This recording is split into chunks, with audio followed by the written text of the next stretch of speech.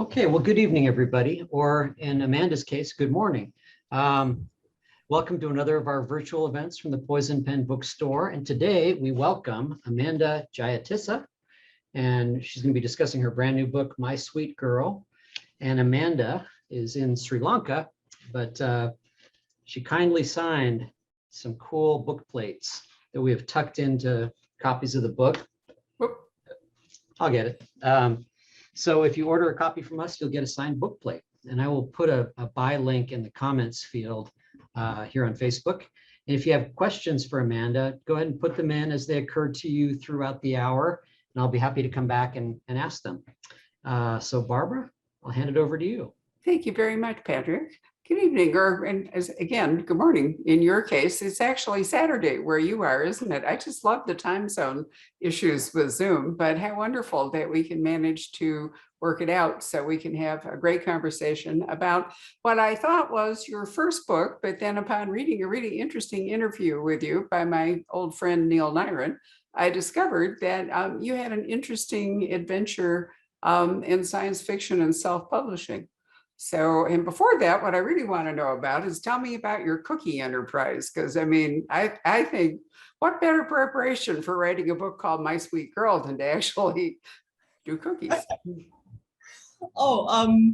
Less interesting when you think about the irony of the title. Before I start, thank you so much for having me, Barbara. I really appreciate you inviting me to be on here. I'm so excited. I think this is my first live event, so it's very, very exciting for me.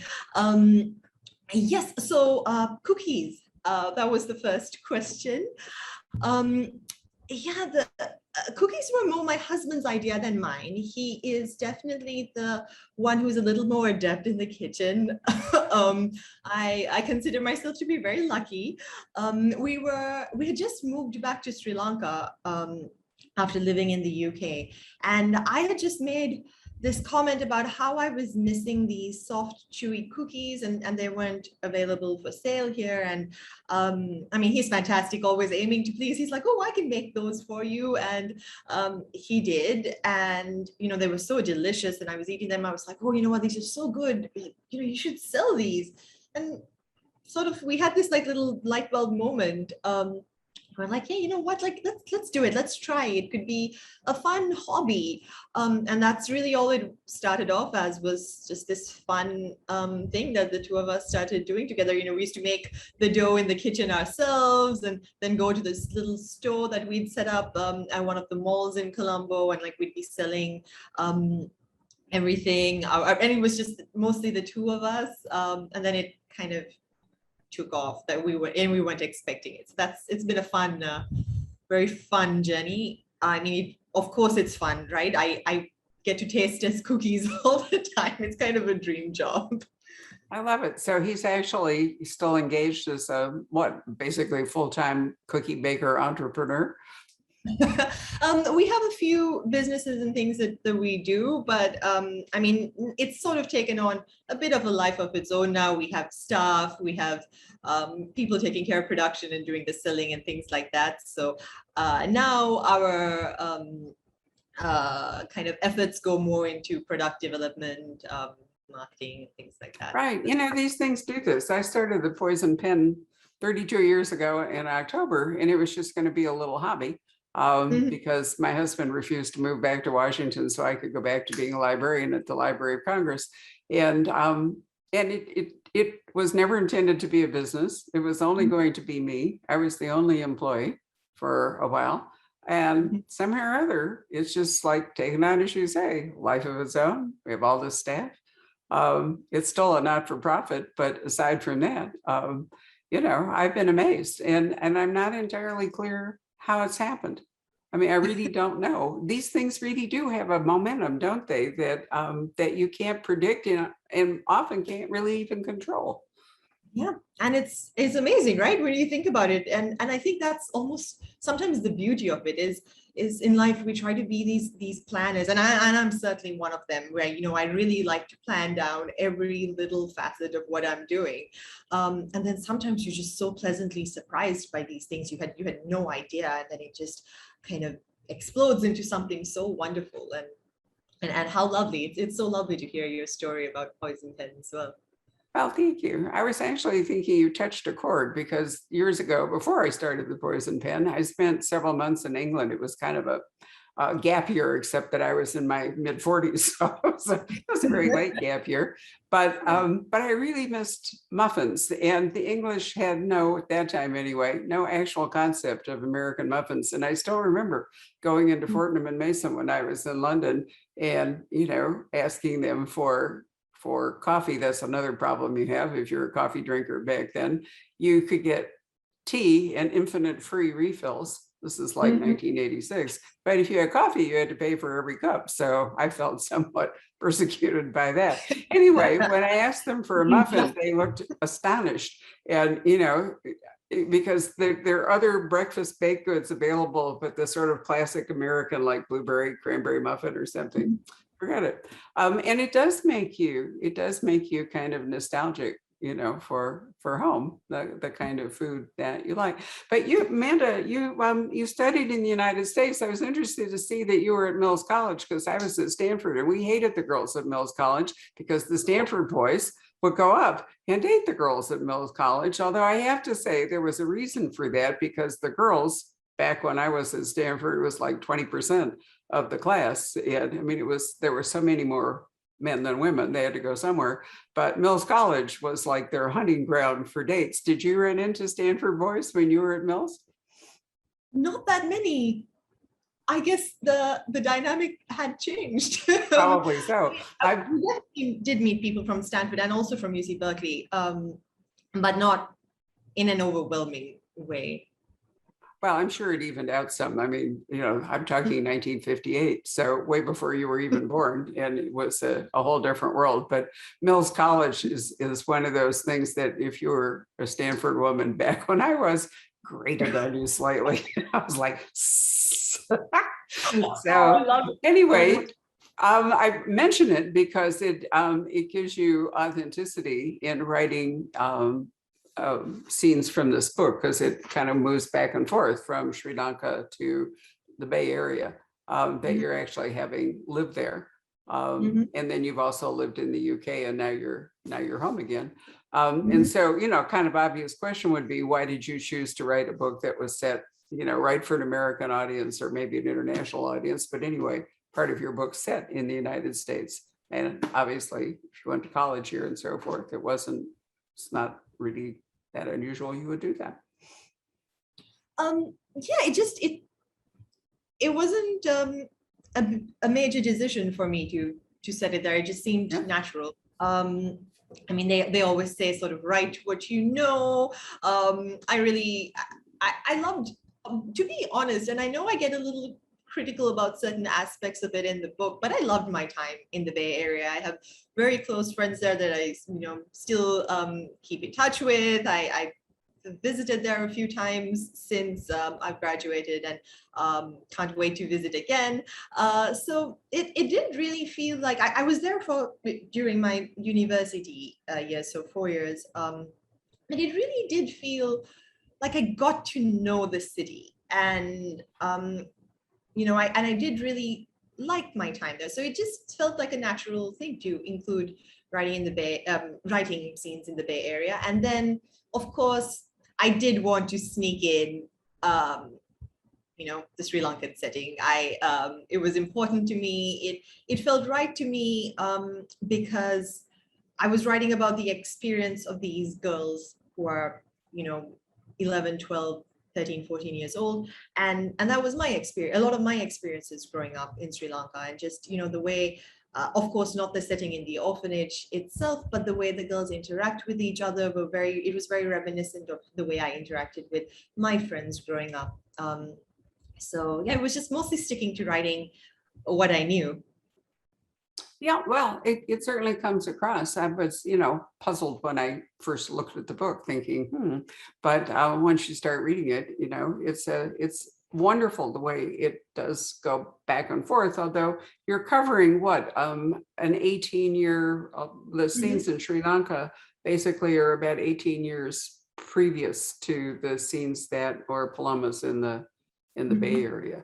So, you know, there's a number of English novels that come to mind, one in particular, which I'm not going to mention because it's kind of a plot spoiler, but it does, the orphanage, well, Jane Eyre is not a plot spoiler here, but there's some slight, I think, feeling of Jane Eyre when you read about the girls in the orphanage and how, like in the school in Jane Eyre, and how, they wish for a happier life for, someone to take them out of this place and give them a better life. And I think that your couple from the Bay Area really are an interesting, and there are or have been, quote, philanthropic Americans who wander around the world and with good intentions can actually do some damage, can't they, by raising expectations.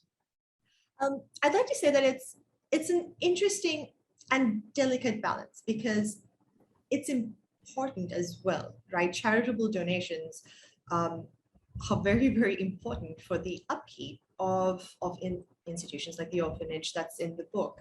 And philanthropy goes an incredibly long way. It's not, I'm not sort of bashing on this idea that people are trying to do good, and if you're trying to do good, that's wonderful. Yeah. It's just sometimes I feel that charity or your charitable intentions or your good intentions can sometimes be misplaced, and that doesn't come from a point of, it doesn't come from a place of evil, or it doesn't come from a place of ill intent in any way. It's just sometimes being unaware of cultural differences and certain impacts that you could have, which hopefully will change as knowledge improves and people start having more conversations like this. I had a brief moment of feeling a little bit like you're American in the book. We were traveling, I'm trying to remember where we were, whether it was Vietnam or Cambodia, and we were taken to an orphanage, and there was a young man who didn't have the use of his legs, and he was in a hideously uncomfortable wheelchair. I mean, the wheels were kind of rockety, and the seat was splintered wood and the whole bit. And my natural inclination, was to donate money to buy him a wheelchair. And as it should be, as a human being, as that is the first right. reaction I think most people would have. There's nothing wrong with that. No, and most people in this small group that we were traveling with, wanted to give money to the children. No, but what was interesting was that the guides, the tour escort, wouldn't discourage us from doing any of it. They said, in part, what you didn't want to do was train children to become beggars, to adopt a way of life of asking for handouts all the time, because it was a heavily tourist traffic area. But also that the young man, if he got what would have been a princely gift in many respects, would have made it hard for him to live with his, classmates and so forth at the orphanage. So basically, they suggested that we make a more general donation, not singling out any of the children or a particular child, if we wanted to do that. And I thought, good for them that they really thought through the fact that it isn't ill-intentioned, but sort of naive, giving, in the sense that you don't really understand the full consequences of the act. And I felt like this couple, well, you have to read the book to make up your own mind about how that goes. We can't make any spoilers here, but I'm sure that their intentions when Paloma first meets them in Lahini at the orphanage, were kind.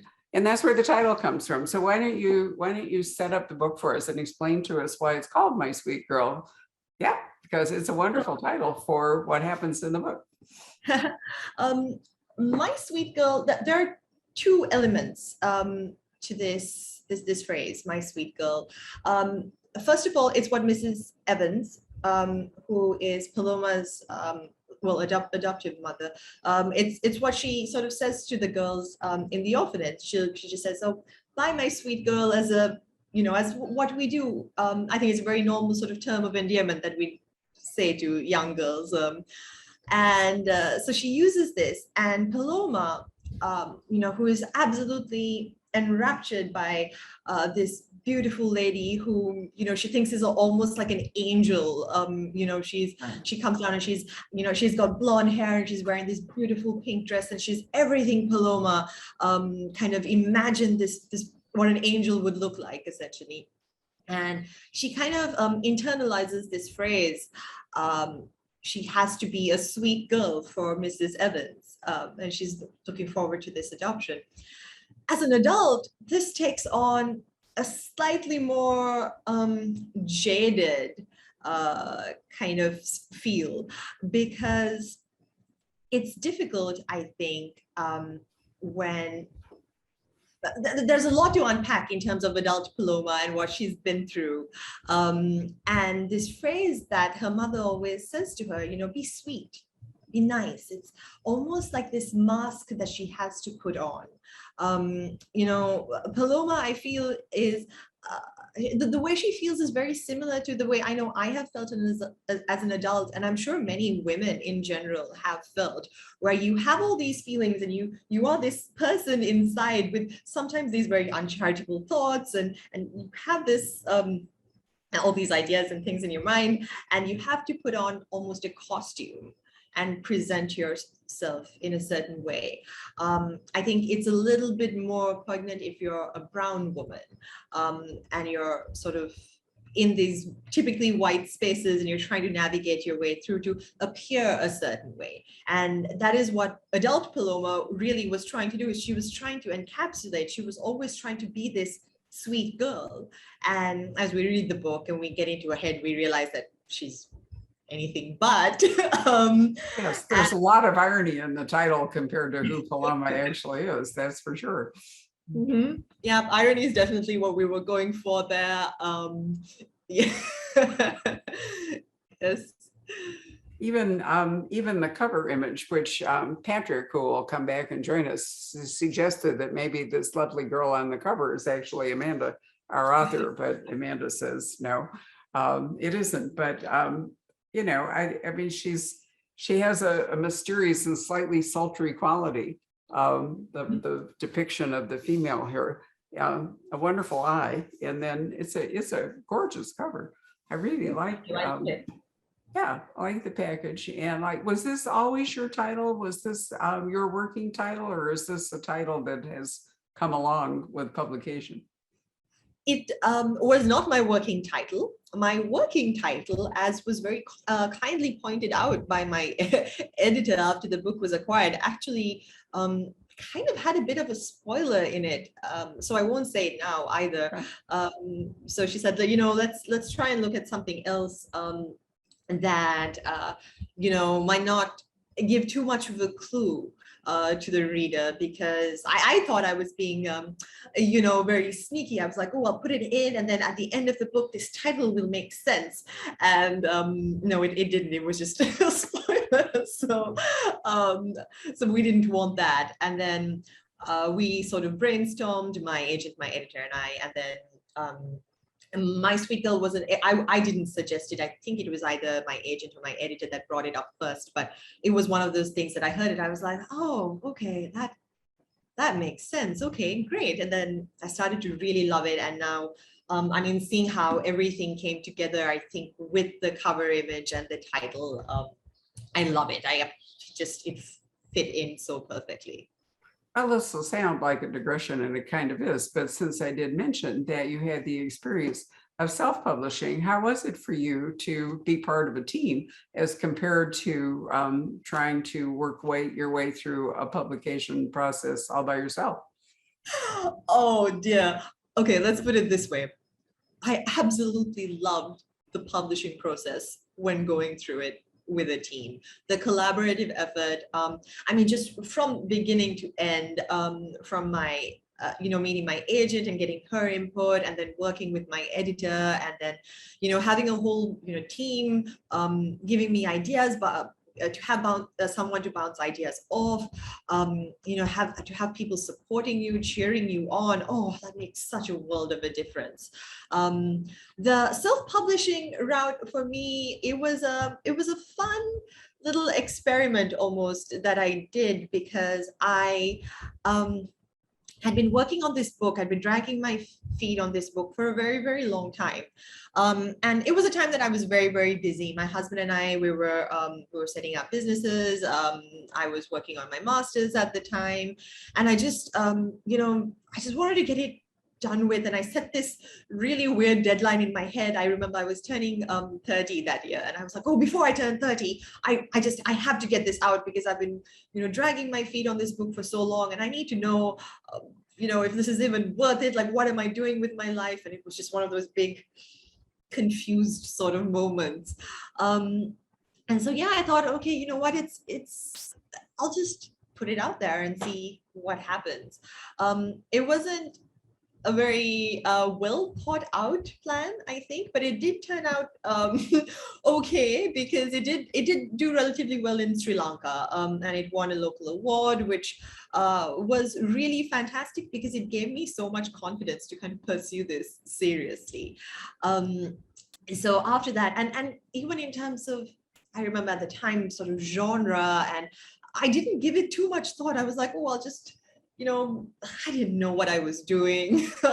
It was a lot of fun, but I had no idea about things like, categorizing the book into a certain space. And so then it was after that I think I got a little bit more serious. I took some time off. I did a lot of reading and studying about just the craft in general.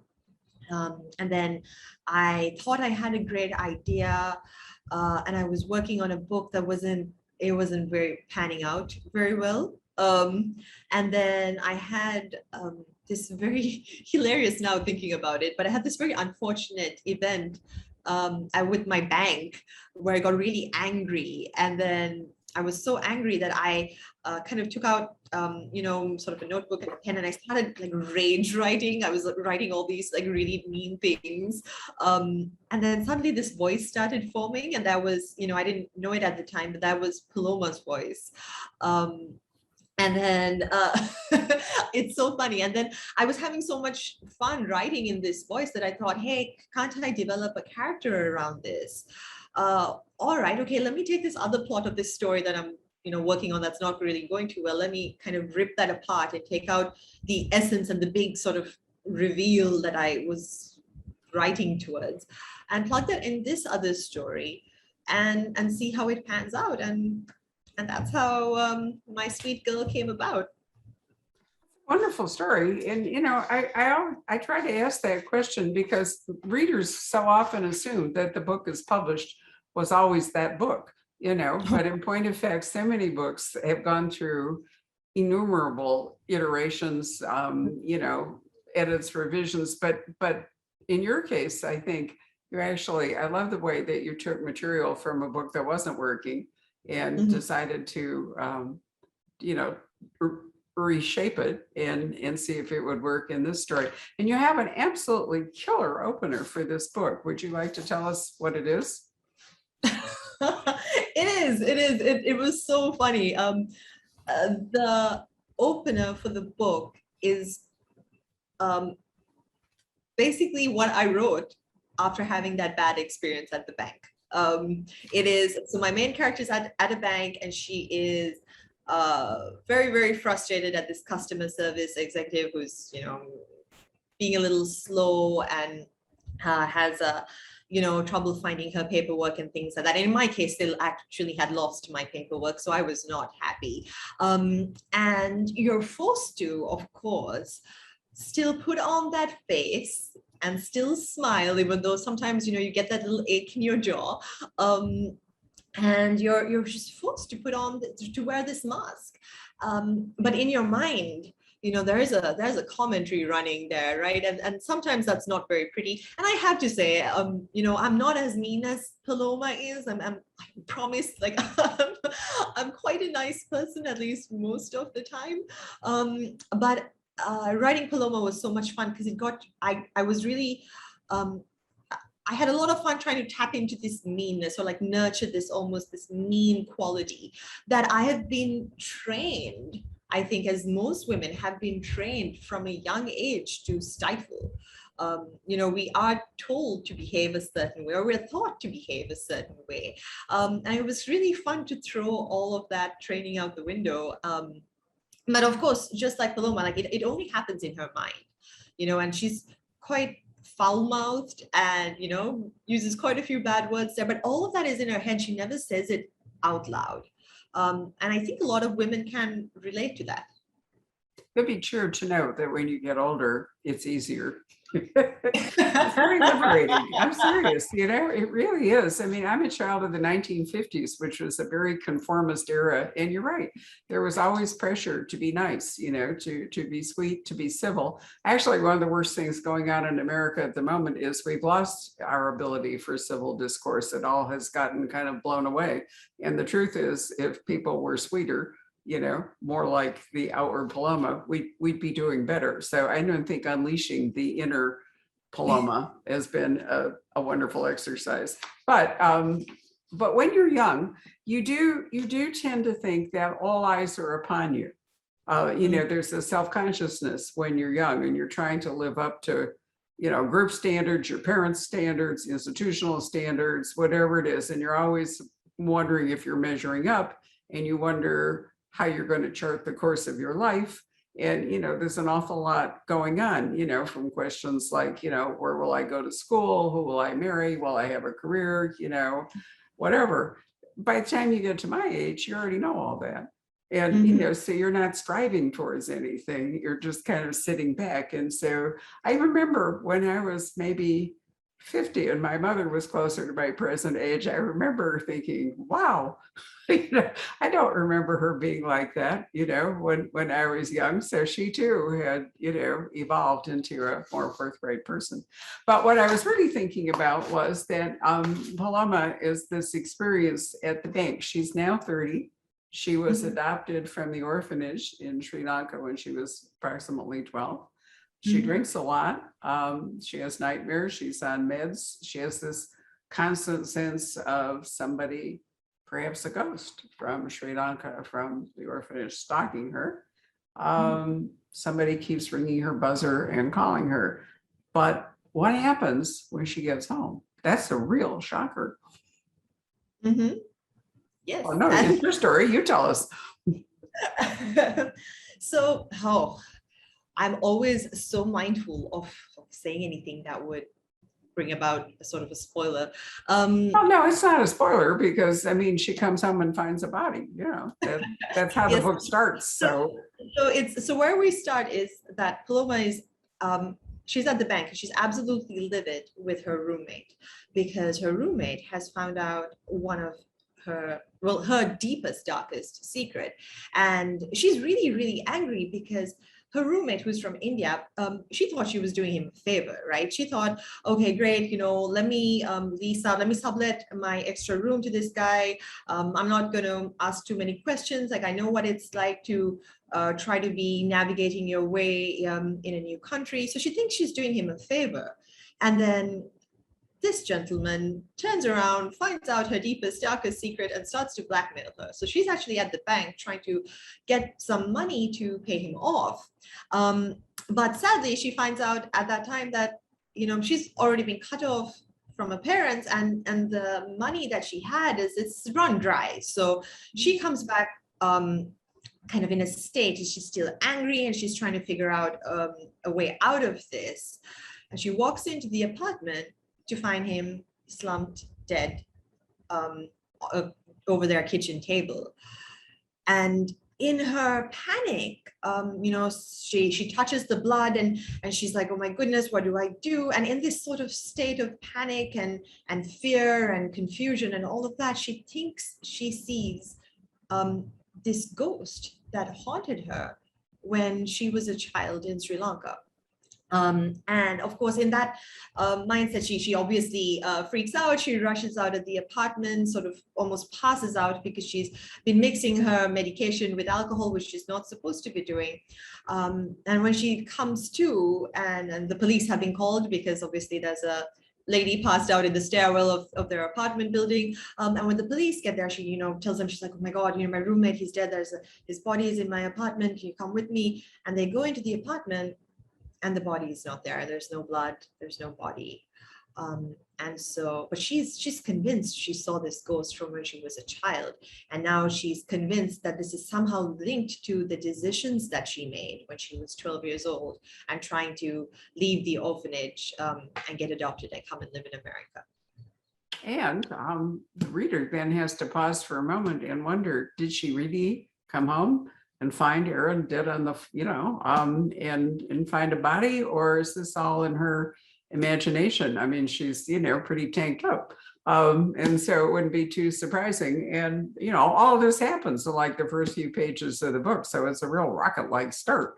And then we get to go back and piece together her story.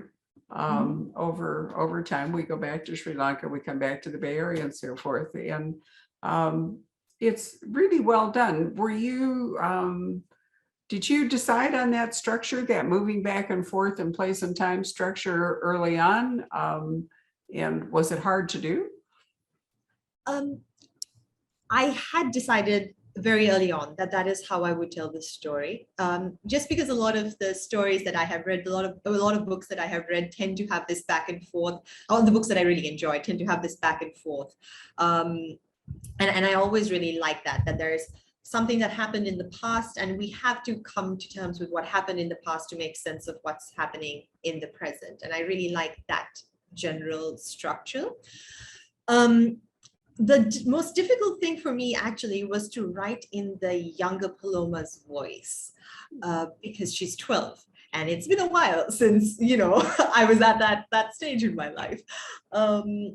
So what I did, and this was super fun, was I pulled out all my old diaries and journals that I kept, between ages sort of 10 and 13, because I've always kept journals and always liked to write in that sense. And, it was so hilarious because obviously I'd never read them back, I don't think, to myself ever. But I had hung on to them. And it was really fun, the way that she, talks about her friends and certain phrases that she used. There's some things that I used to say, I think, when I was 12. And, there's this bit with the autograph book where these girls, write little notes to each other on a book. And that's, again, I still have my autograph book from when I was that age, and me and my friends used to write these little notes to each other. So that research element of it was fun, very nostalgic, definitely. And it was challenging, but then once I sunk my teeth into it, I really started to have a good time. How wonderful that you actually, even at that age, were writing journals, and also you have that material to go back and relive that and get in touch with how it would have felt to be 12, which I think, because it's a very authentic voice. I mean, when you're reading it, your voices are very distinct between Paloma now and Paloma then, which makes it easier to keep track of where you are. So if you're leaking in backstory and so forth, which of course is what you want to do for suspense, you have to be careful not to actually lie to the reader, right? How hard was that, to be truthful, but at the same time, not say too much? When I write, I get very, very immersed in my character and the plot. As you can imagine, I was not a delight to live with when I was writing Paloma's voice, right? So my poor husband. But that being said, I usually get so immersed in the story that it's not too much of a stretch for me to avoid lying. But what is more of a challenge is to, I like to call them the breadcrumbs, that you sort of sprinkle through, that you sprinkle enough that it's not unbelievable when you finally have your big reveal, but it's not too much that, your reader is going to guess too early what it is you're trying to hide. So striking that balance has always been, for me, the most, I think, technical part of writing in this genre. And it of course it always helps to have, amazing eyes like my agent and my editor would look through and then, give me feedback, because that collaborative process really helps. It's a little difficult sometimes, right? But you know the reveal and the reveal's in your mind. So how much do you actually show the reader versus how much do you hide? And that balance is it's always the interesting part. It's a very challenging part, for your second book. I mean, this is early on in your career, and I think that it is helpful that you had a team, because it's hard to judge when you're doing it yourself how it's perceived by a reader. So, having feedback from people working with you, I think would have been a tremendous help in getting that part right. The other challenge you have in this book is, Palama's not, it's difficult to deal with a character who's not all likable. And I mean, she's really not a sweet girl. And so you have to, you have to tell her story, and you don't want the reader to dislike her. You want the reader to empathize to some degree with who she is. And I think that's hard too, to come up with a way to craft her so that we'll follow her. I myself am not fond of books when there's no one in it to like. I mean, I just don't, life's too short to spend my time with a bunch of really disagreeable people. And so I think Palama is a very interesting balance again, so did you work with your team on that too, to make her, who she is, but not too sweet and not too bitchy? Yes. Well, we did have conversations about how much, like to what degree she should be soft, and in what aspects of her life she should be softer, and in what aspects she could be a little bit more abrasive.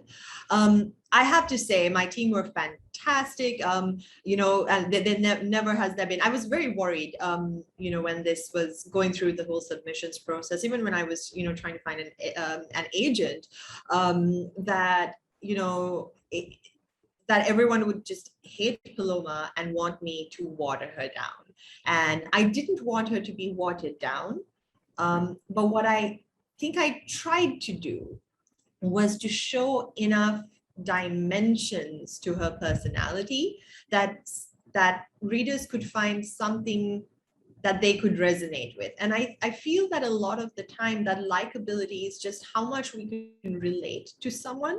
And I think that whole idea of her being almost an underdog, or her feeling like she didn't belong, or her feeling like she might not be good enough for the people surrounding her.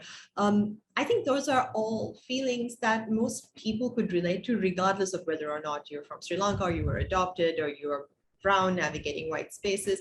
I think at some point in our lives, we've all felt that way. So I think, so with Paloma, that was something that I tried to sort of bring out. She's a very nuanced character. Yeah. So I didn't want to tone down on her abrasiveness in terms of her thoughts, but I did want to make sure that there were other angles of her, that she wasn't just this one flat mean person, that there were reasons that she turned out the way she did, and some of them were actually coping mechanisms. So that was important. I didn't mean to say she had to be likable, but she has to be compelling enough, interesting enough, for us to pursue her story. And there are other characters in the books that you did an excellent job with too, whether it's Sam. I mean, Aaron, he's the body on the floor, so we'll sort of brush by him. But, in the Bay Area, there's a couple of characters, but you did a wonderful job, I think, with her parents. Who are they? They're a mix of various characteristics. But back at the orphanage, the women in charge and the other students, I thought you did a really wonderful job in describing what all that was like. And I didn't mean, when I mentioned Jane Eyre, I didn't mean to imply that it was a hideous place where the children were beaten and starved and, made to stand on chairs and all the rest of it. I mean, it clearly was a place where people were doing the best that they could to take care of these children. And, you know, the truth is taking care of children is really exasperating. We are the proud parents of 2 new puppies. And I have to say that, you know, I hadn't expected to go back to that role at my age. And I get exasperated. They're so sweet. They're so cute. No, but, you know, it's just like work, serious work to look after them. And so I have to, you know, the adults in the orphanage would have, even though they're not, you know, puppies or even tiny, it's a lot of work to take care of children and, you know, maintain your own sense of individual worth and have some time off to do things that you like and all. And I thought you were very good about the orphanage and how you portrayed it. If you visited an orphanage, I'm assuming you didn't have any personal experience living in one, but how did you arrive at such a very well thought out picture of what the orphanage would have been like? Thank you.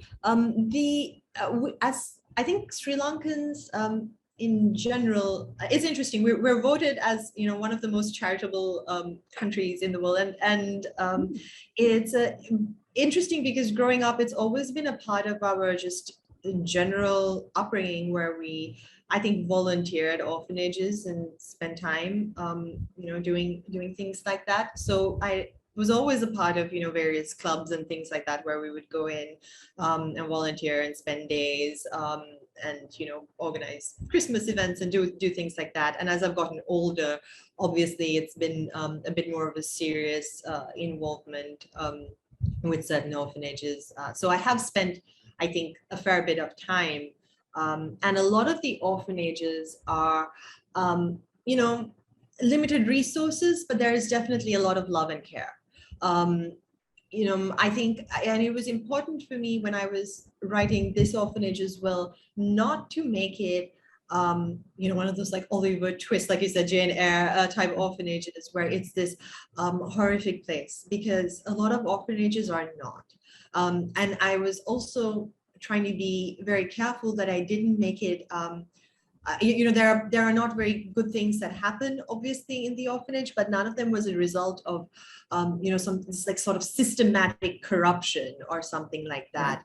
There were decisions made, and some of those decisions were not good ones, of course, but a lot of the time it was just people put into positions of trying to, you know, keep things afloat and making the best decision out of the limited options that they have, with regards to, you know, sort of the decisions made by the higher ups in the orphanage and so on, without giving too much away. So yeah, definitely, I had spent time in orphanages and I didn't want to make it this sinister place. But at the same time, I did want to touch on these almost gothic elements that came about from these ghost stories that the girls told. Because again, very reminiscent of my childhood, the story of Mohini is a very popular urban legend in Sri Lanka, one that we have all said ourselves. When I was 12, I dressed up as Mohini once to scare my cousins, you know, so it's very much a part of our childhood. And I remember, you know, when I was younger, we'd tell each other these stories and we'd try to freak each other out, and we would be so convinced, you know, that there were ghosts. I remember in my school, there was this tree and we would call it a Holmangaha, which means ghost tree. And we'd be like, that tree is haunted. And nobody would go near that tree. It was just the most hilarious thing. So I wanted to bring in these elements of how I think when you're young, you can take certain stories, and those stories then it makes up a life of its own, and it can then influence your environment and give things a very sinister or gothic feel, even though the surroundings might not necessarily be that way. Well, I think that's true across many cultures. I mean, you know, we have a kind of campfire ghost story tradition here in the United States. And of course, with Halloween coming up, Halloween's become a whole like pagan festival thing, you know. I mean, it's way more now than it used to be. And, you know, and adults have gotten into it. You know, there's a lot of costumes, you know, cosplay, whatever it is they call it. I closed the bookstore early on Halloween night because, you know, it's becomes wild in Old Town Scottsdale the whole bit. And I think, you know, kids there's a certain thrill in being scared, and I think kids are more accepting of the idea that boundaries, between this world and other worlds and so forth are not that fixed. There's La Llorona here is a popular kind of a story. So yeah, I mean, I could certainly understand that, and absolutely true that the people running the orphanage are always conscious of resources, using up what they've got and trying for more. So obviously they'd be very eager to have this American couple, adopt one of the children and possibly sprinkle more money around in the process. And I think that would be true of any institution like that, any place in the world, certainly not necessarily just limited to Sri Lanka. And I'm not an orphan. I wasn't brought up in an orphanage, but I can certainly understand that a pressing anxiety for any child in an orphanage would be, how did I get there? And, what will become of me? Does anybody, will anybody ever really care about me? Enough? Will I be rescued, so to speak? Will I get a family? And, that would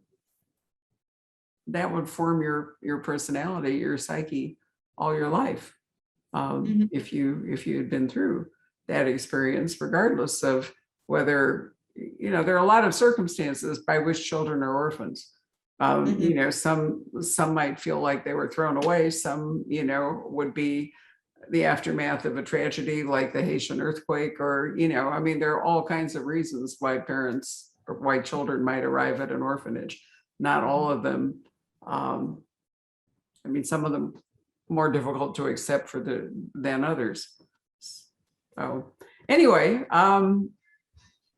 I think people will be talking about this book and trying to work out the end of this book forever. It reminds me a lot of Presumed Innocent. I told Scott Turow, because we had a conversation, we debuted his last book, was it May? A year ago, May, I think it was. That when I first opened the bookstore, Presumed Innocent was a relatively new book. I don't know if you're familiar with it, but it's a great legal thriller. But at the same time, it also really started this whole trust no one and psychological suspense thing. And I remember people standing at the checkout counter at the bookstore and arguing over how it came out, arguing who did it, arguing the whole bit. And I think that your book will produce a similar, it's too bad we can't talk about it, but will produce similar conversations about, okay, what really happened here, which I think is, one of my staff read it and said that he never gets it right, but there is a clue in the book that for him illuminated what you were actually doing with the story, which I can't obviously mention now too. And I thought, okay, that's, he reads obviously to be puzzled or to be challenged, he really likes that. And people who read crime, I think, generally do like a certain puzzle aspect of it. They don't want it to be, too clear. But are you happy with, have you had any feedback about for people who've read it all the way through? Yeah. So I try not to get too what's the word? I try not to get too caught up sometimes in the reviews, just because I've been working on the second book, and I don't want to be too sort of influenced sometimes, and I feel that sometimes you can sort of second guess yourself and things if you dive too deeply into it. But I have been getting very positive feedback about the plot twist, which is great.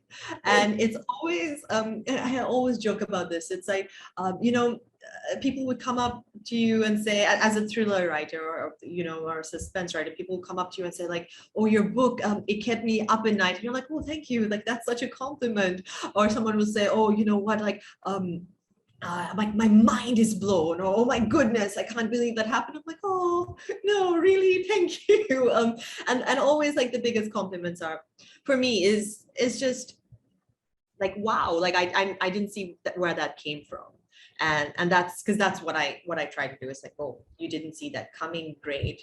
But also you know, I have a lot of comments from South Asian women, really, or brown women, who are very excited to see a main character who, you know, has similar experiences perhaps to what they have had.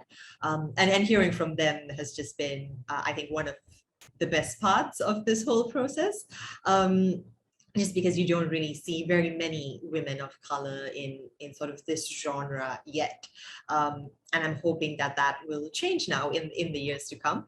But yeah, definitely the feedback has been very, very positive, and it's great. And I mean, there are some people, of course, who guess the reveal or guess the plot twist, and great. I'm glad if they do, because I mean, even for me, when I'm reading a book, like that's the fun, right? The whole fun is, oh, there's a puzzle and we're trying to solve this puzzle, and I think I have it figured out, and you know, either I haven't got it figured out at the end, which, wow, that's great, or I have got it figured out, which, you know, props to me. So either way, I think it's fine, as long as you have fun reading the book, and that's really all I can ask for.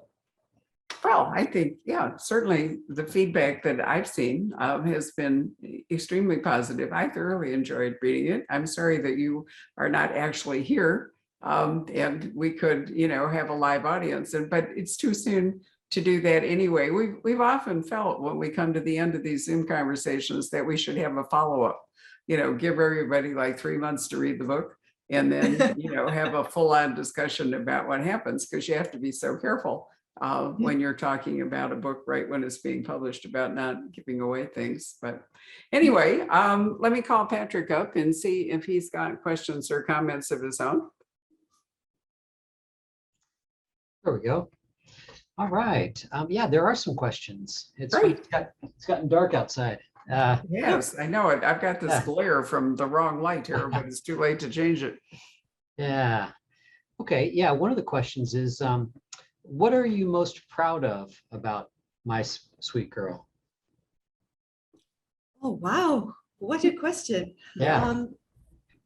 I think just a few years ago, I would have never thought that this were possible. I mean, you have to understand, like I grew up in Sri Lanka, right? And, you know, you don't have access to a whole lot of things. I mean, and pre-internet sort of Sri Lanka. So you don't usually have access to a whole lot of things. All you do is, you know, get books that are, have to be really, you got to really search for books when you're, you know, when I was younger, it wasn't, that they were easy sort of to come by or find, just because of, you know, limitations, being a very small country. So yeah, I'm just really, really proud that I get to tell a story and have people around the world hear it. I never thought it would be possible. I still like pinch myself. You know, it's very easy sometimes with the publishing process to get really caught up in like nitty-gritties of things, and with, you know, publication day coming up, I've been a little nervous and a little anxious, and like my husband, he like keeps looking at me and he just keeps reminding me, it's like, you know, you're living your dream, right? Like this is your dream since you were probably 10 years old, and here you are. And I'm just so grateful. I'm proud of it. I'm also just so grateful that I've been able to make it here. You know, I forgot to ask you a key question, which is, we're talking about the American edition here, but I'm sure that this book has been sold into other countries. Do you have a count at the moment about how many different editions there are? So far, there's the UK and Commonwealth one. I think that's that's what the cover for that looks like. Oh, look, it's quite different, isn't it? Different, but also similar, because Yeah, we've got the lush greens, yeah, but and it's still sort of, and they came up with the covers independently, I heard, so I was like, that's very similar for you know, covers that they came up with separately, but yeah, so UK and Commonwealth is what has been sold right now, and I think in the UK it's sort of the ebook, and then the paperback will come out in the spring, I think May of next year. Well, I'm sure that it will filter out and, there will be more editions in different languages, and then you'll have the fun of like reading your Finnish edition one of these days. That'll be great. Anything else there, Patrick? Yeah, Joanna asks, what draws you to the thriller genre as a reader and a writer? Good question. I've always been someone that has been engrossed in mysteries. I think it started from a really young age because, we spoke about access to books. So what I had a lot of access to when I was younger was Enid Blyton, because Enid Blyton in Sri Lanka was just huge. And so I read a lot of Famous Five and Secret Seven growing up. And I think that's what stirred up this concept of there having to be a mystery and something that you should solve. So as an adult, that has naturally progressed on to, I think, this element of a thriller or a suspense where there's something not right that needs to be fixed, or a puzzle that needs solving in some ways. It was just it's what I've always loved. Okay, let's see here. What else do we have? Betty just came up with a question. She says, you mentioned writing notes and telling stories growing up. Did you write as a teenager with ideas of becoming a writer? Or an author, a published author? I started my first book probably when I was about 10. It was this terrible ripoff of, I think like a Famous Five book. It was just like the characters were me and my cousins. We were going to the seaside. There was a haunted house. And there was a mystery. It was called The Mystery of the Haunted House. So I had these grand aspirations. It was written in a bright pink pen, I remember. And I remember telling my mother, who's so supportive. I mean, she was so wonderful. And I was like, look, I'm writing this book. And she's like, fantastic, you finish this book. We will get it published. So that did wonders for my, 10-year-old confidence. But I've always written in some capacity. I've worked on, lots of little, I think, short stories. I've always kept journals. I've always written to some degree.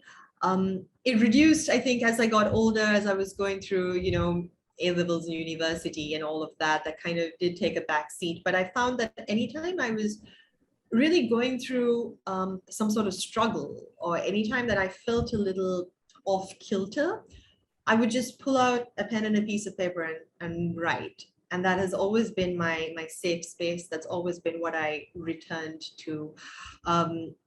So it wasn't ever a conscious decision that I would be a published writer, or that I would, write a book. It's just something for me that seemed like a natural progression of events. I can't even remember a moment where I thought, okay, hey, I'm going to be a writer. It was always, I am a writer, aren't I? I'm just lucky now that other people get to read my stories.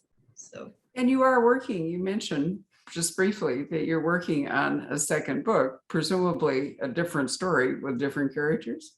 Mm-hmm. Yes, that's right. We're just putting the finishing touches on it now. And I was told just yesterday that it will be out next fall, so about a year from now. It is set in Sri Lanka. It centers around a Sri Lankan wedding, which was just so much fun to write. It was so exciting. It is very much a thriller. So it does have those darker undertones, but it focuses on a very different part of Sri Lanka, which is sort of Colombo high society, which, I had a pretty privileged upbringing, so I was quite privy to this part of society. So it's been an interesting process writing about it. And it's been so much fun. I can't wait to, introduce it to the world soon. A sort of Crazy Rich Asians, but a Sri Lankan Asian. Is that what we're talking about? Exactly. That's a wonderful story. It's sort of like a Crazy Rich Asians meets Knives Out sort of vibe. So. Gotcha. Ooh, well, I can't wait to read it. I'm so glad that you're working on it. Fabulous. I'm really excited about it.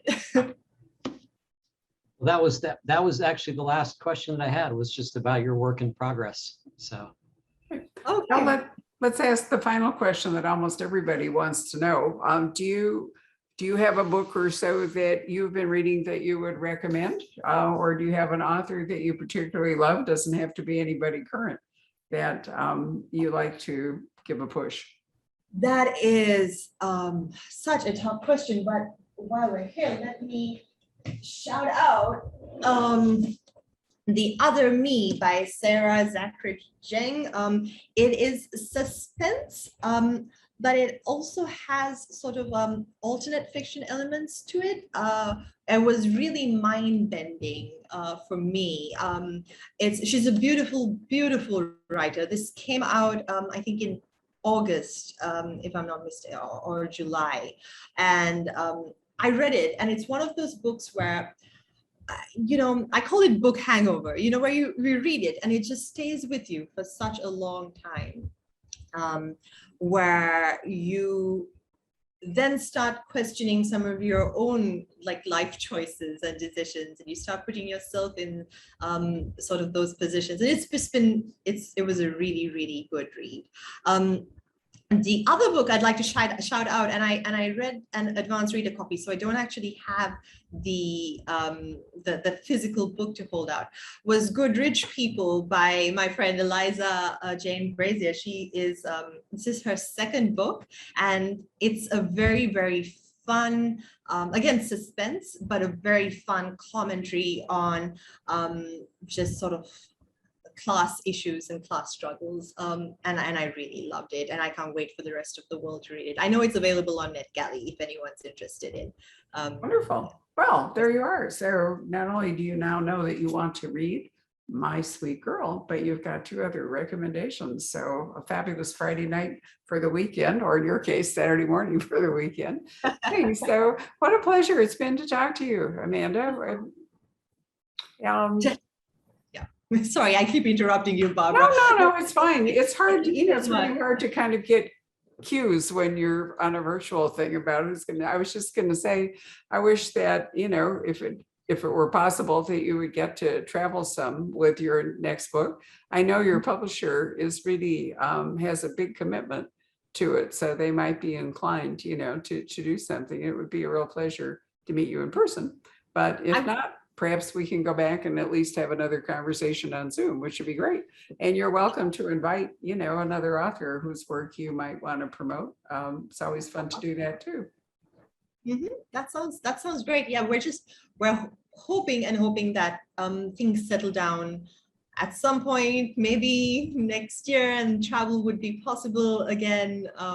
I'd love to come visit if that were a possibility. So. Well, I hope so too. It's difficult to even get to November at the moment. I mean, we don't really even know what we're going to be doing in terms of author events and how we're going to manage them through the rest of this year, let alone into next year. Every time we think we've made really good progress with this pandemic, we wind up taking a step backwards. So I didn't think that we can possibly tell. But anyway, thank gosh we have Zoom, and it's been a wonderful experience to chat with you. So good night, everybody. Thank you, or good morning, everybody. Thank you so much for joining us. See you later. Thank you. Bye. Bye. Take care.